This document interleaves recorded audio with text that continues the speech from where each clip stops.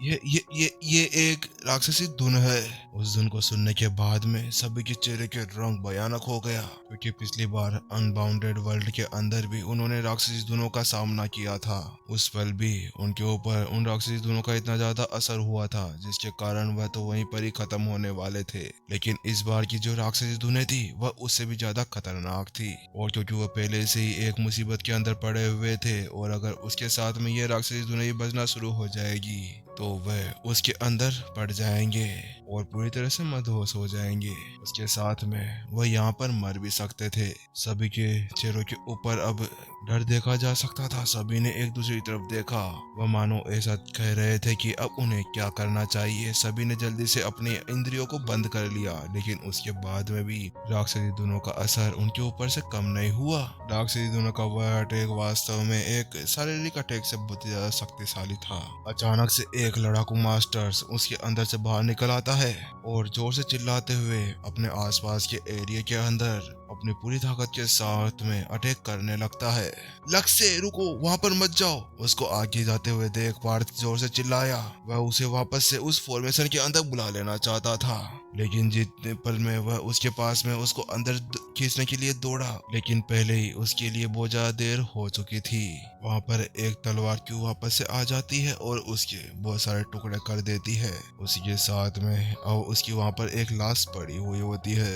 लक्ष्य को मरने के बाद में वो अब उस फॉर्मेशन के अंदर भी एक गैप बन जाता है, क्योंकि कॉम्बैट मास्टर्स में से एक की कमी हो गई थी, और अभी उसी गैप के अंदर से तलवार क्यों उसके अंदर घुस पाने में कामयाब हो गई, और उन सभी तलवारों ने कॉम्बैट मास्टर्स की टांगों के ऊपर अटैक करना शुरू कर दिया। सभी पीछे हटो। उसके बाद में आदर्श जल्दी से आगे बढ़ता है और उसने जल्दी से उन सभी तलवार क्यों की तरफ एक जोरदार अटैक भेजा। और उसी धमाके के साथ में वह सभी तलवारें आदर्श के अटैक के साथ में वहीं पर ही नष्ट हो गई। उसके बाद में जल्दी से आदर्श कॉम्बैट मास्टर्स की तरफ पलटता है और उन सभी से कहता है, जल्दी करो, सभी को एक सुरक्षित एरिया के अंदर ले जाओ और उन्हें ठीक करने की कोशिश करो। ठीक है। उसी की आवाज सुनते हुए जल्दी से पार्थ आगे बढ़ा और अपने साथियों की तरफ बढ़ते हुए उसने उनकी हेल्प करना शुरू कर दिया। कुछ समय बाद में जब वह सभी घायल वापस से ठीक हो गए थे, तो उसी के साथ में वह भयानक राक्षसी धुन वापस से बजना शुरू हो जाती है। वह मधुर धुन फिर से अब सभी के मनों को हरने के लिए तैयार थी। लानत है, ये इस बार मोहक धुन को यूज कर रहा है। उस धुन को सुनने के बाद में नितिन के चेहरे का रंग पूरी तरह से उड़ चुका था। राक्षसी धुनों के अंदर बहुत सी ऐसी धुनें होती है जिनको अलग अलग ग्रेड दिया जाता है। उन सभी धुनों के अंदर इलेजनरी फॉर्मेशन बहुत ज्यादा खतरनाक होती है। उसके साथ में किसी भी मन को आराम से अपने काबू में किया जा सकता है, या तो उनसे कोई भी काम किया जा सकता है, या उसके साथ में वह अपने खुद के बॉडी को कोई भी चोट पहुंचा सकते हैं और उनके द्वारा आत्महत्या भी करवाई जा सकती है। इतिहास के अंदर एक ऐसा दानव था जो अपनी राक्षसी धुनों का यूज करते हुए एक पूरे गांव का सफाया कर देता है, क्योंकि उसने अपनी 7 स्टार राक्षसी धुनों का यूज करते हुए उस गांव के सभी लोगों के ऊपर पूरी तरह से नियंत्रण कर लिया था और उन सभी को आत्महत्या करने के लिए मजबूर कर दिया गया था। उसी के बाद में तो इन दोनों को राक्षसी धुनों का नाम दे दिया गया था। अगर इन दोनों के सामने अगर कोई भी एक बार उनके अंदर मदहोश हो जाता है, तो उसके बाद में उनका उससे बाहर निकलना बहुत ही ज्यादा मुश्किल हो जाया करता था, क्योंकि उसके बाद में तो उनको केवल कमजोर और उनको घुटने टेकने पर मजबूर कर दिया जाएगा। ये सोचते हुए नितिन के चेहरे का रंग पूरी तरह से उड़ चुका था, और उसी के साथ में अब वह सोचने लगा था कि अब उसके पास में ज्यादा समय नहीं है, इसीलिए बिना किसी समय बर्बाद करते हुए जल्दी से उसने अपने पास में से जीतर बाहर निकाल लिया। अपनी एनर्जी को आसपास के एरिया के अंदर चलाते हुए जल्दी से अपनी अंगुलियों को उस जीतर के तारों के ऊपर चलाना शुरू कर दिया।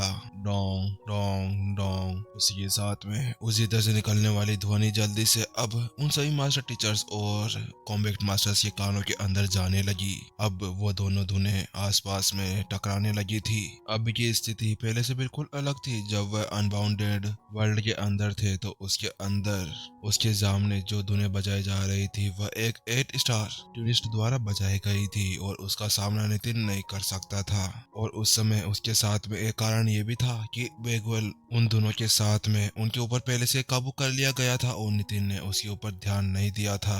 इसीलिए नितिन ने उस वक्त अपनी राक्षसी धुनों का यूज नहीं किया था, क्योंकि वो भी जानता था कि अगर उसने उस समय उन दोनों का यूज किया होता तो उसके बाद में उन सभी को बहुत ही ज्यादा चोटें पहुंच सकती थी। ये भी हो सकता था कि वह उन दोनों के टकराव से उनको पूरी तरह से मार दिया जाता, इसलिए उस समय नितिन ने उन दोनों का यूज बिल्कुल भी नहीं किया था। हालांकि इस बार स्थिति बिल्कुल अलग थी, क्योंकि अभी राक्षसी दुनिया बजना शुरू ही हुई थी उसकी वजह से कि अभी राक्षसी दोनों का यूज करते हुए वह उसके ऊपर से काबू हटा पाए।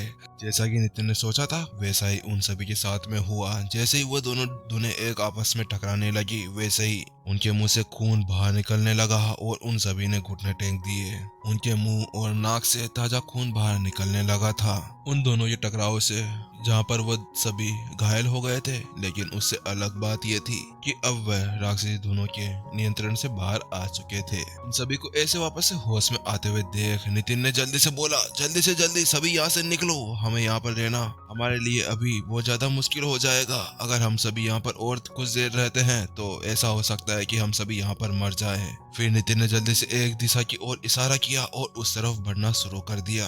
भले ही नितिन को नहीं पता था कि 172 नंबर के दरवाजे के पीछे क्या था, लेकिन नितिन के पास में और कोई रास्ता नहीं था, इसीलिए वह अब जल्दी से उसी तरफ बढ़ने लगा।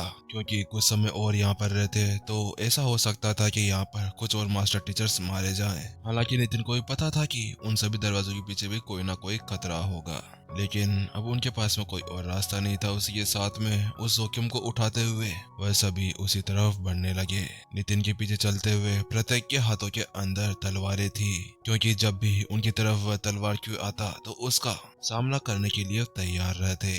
गिल्ड लीडर जाफर और हेड आदर्श वह दोनों साथ में चल रहे थे, उन सभी को सुरक्षा देते हुए कि वह दोनों ही थे जो उस ग्रुप के अंदर सबसे ज्यादा ताकतवर थे। उन्होंने अपनी मौलिक आत्माओं को भी पूरी तरह से बना लिया था और इसीलिए जब भी उनके ऊपर कोई अटैक होता तो वह आराम से उस अटैक का सामना कर सकते थे। जैसा कि उन्होंने सोचा था फिर से उनके ऊपर एक और तलाइकी का यूज होता है, लेकिन इस बार स्थिति कुछ और थी। पीछे दोनों ताकतवर लड़ाकुओं ने एक साथ उन सभी तलवारों को एक जगह पर ही नष्ट कर दिया था। फिर जल्दी से वह सभी दो गलियारों से बाहर निकलते हैं और आगे जाकर नितिन आसपास में देखने लगता है। फिर उसके बाद में नितिन जल्दी से आगे की तरफ बढ़ने लगता है। नितिन के सामने एक बड़ी सी दीवार थी और पीछे सभी उसको रुकने के लिए बोल रहे, लेकिन नितिन नहीं रुक रहा था। बूम! और उसी के साथ वह दीवार वहीं पर ही चकनाचूर हो जाती है। जैसे ही वह सभी उस दीवार की दूसरी तरफ जाते हैं, अचानक से वहां पर राक्षसी दोनों का प्रकोप पूरी तरह से थम जाता है और वह तलवार की भी पूरी तरह से बंद हो जाती है। ऐसा लग रहा था कि उनके ऊपर कभी अटैक हो ही नहीं रहा था।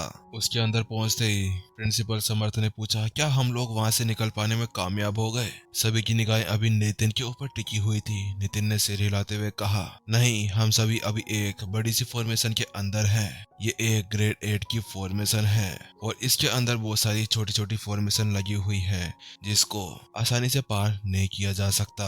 नितिन ने कहा, वास्तव में अभी भी वहाँ पर स्कॉलेट लीफ किंग डेरा लगाए खड़ा है। अगर हम सभी लोग वापस चले जाते हैं तो हमारी इस मौजूदा स्थिति के अंदर मुझे पक्का पता नहीं है कि हम लोग वहाँ से बचकर वापस से निकल पाएंगे कि नहीं। नितिन की उन बातों को सुनने के बाद में भीड़ पूरी तरह से भौचक्की रह गई, क्योंकि कुछ समय पहले उन्हें ऐसा लगा था कि वह वहां से बाहर निकल पाने में कामयाब हो गए थे, लेकिन नितिन के शब्दों को सुनने के बाद में उनके चेहरे के ऊपर फिर से निराशा देखी जा सकती थी। चिंता मत करो, कुछ समय के लिए हम सभी अभी सेफ हैं। उन सभी को सांत्वना देने के लिए नितिन ने एक हल्की सी मुस्कान के साथ में उन सभी से कहा।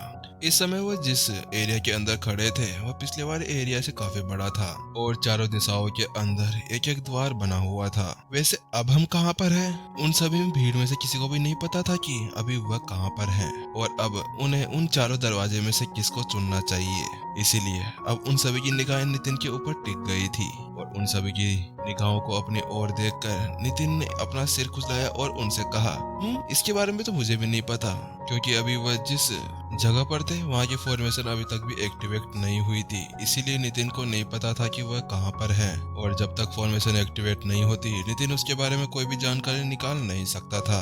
उसके बाद में नितिन ने उन सभी से कहा, आप सभी एक मिनट यहीं पे रुकिए, मैं वहाँ पर जाकर देखता हूँ कि क्या कुछ कर पाता हूँ। इसी को सोचते हुए नितिन अब आगे की तरफ बढ़ने लगा, क्योंकि अभी उसको पूरा ध्यान उस फॉर्मेशन को एक्टिवेट कैसा किया जाए उसके ऊपर लगाना था। ठीक है, नितिन की बात सुनने के बाद में भीड़ ने अपना सिर हिला दिया। जैसे ही वो एक दरवाजे के पास में पहुंचता है, वहाँ का वह दरवाजा खुल जाता है और उसके अंदर से हवा का तेज झोंका बाहर निकलता है और उसके साथ में एक एयर स्लेस भी बाहर आता है जो हवा को फाड़ते हुए आगे बढ़ रहा था।